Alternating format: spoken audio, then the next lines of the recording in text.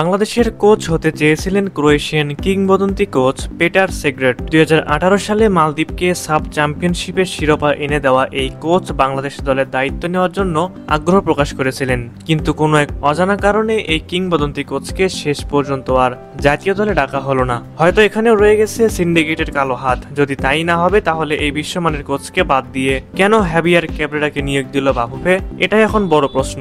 প্রিয় দর্শক মন্ডলী, বিশ্বমানের এই কোচকে কেন নিয়োগ দিল না বাফুফে? চলুন এর রহস্য উদ্ঘাটন করার চেষ্টা করি। সত্যিটা জানলে আপনার চোখ কপালে উঠবে। তাই তো ভিডিওটি শেষ পর্যন্ত দেখুন এবং পুরো বিষয়টি জানার চেষ্টা করুন। পিটার সেগ্রেট একজন ক্রোয়েশিয়ান কোচ। ক্রোয়েশিয়ান এই কোচের পেশাদার কোচিং ক্যারিয়ারে তিনি তাজিকিস্তানকে প্রথমবারের মতো এশিয়ান কাপের মঞ্চে নিয়ে যান, আফগানিস্তানকে নিয়ে যান এশিয়ান কাপের কোয়ালিফাইং রাউন্ডে, আবার মালদ্বীপকে 2018 এর সাব চ্যাম্পিয়নশিপের শিরোপাও এনে দেন। তাহলে বুঝতে পারছেন কত বড় মাপের কোচ তিনি।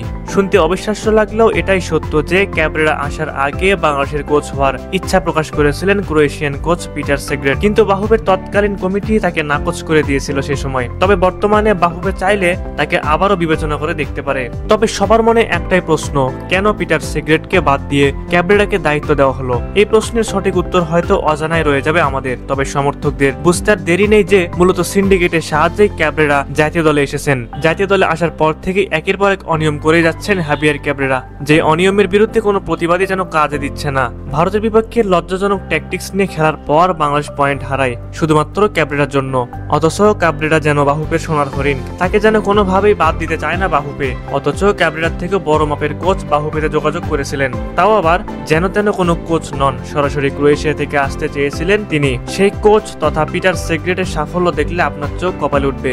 2018 সালে তিনি জিতেছেন সাব চ্যাম্পিয়নশিপ শিরোপা, তাও আবার মালদ্বীপের মতো টিমের হয়ে। যে মালদ্বীপকে আগে বলে করে হারাতো বাংলাদেশ, সেই মালদ্বীপকে যেন হারানো এখন বাংলাদেশের অনেক বড় স্বপ্ন।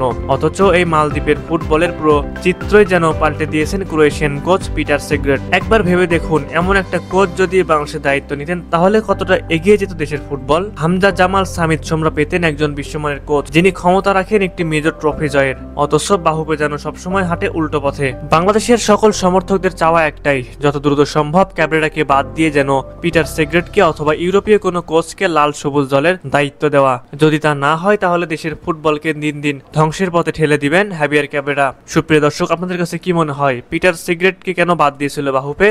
এর কারণ কি বলে মনে করেন আপনারা? অবশ্যই আপনারা আপনাদের মূল্যবান মতামতটি আমাদের কমেন্ট করে জানাতে ভুলবেন না।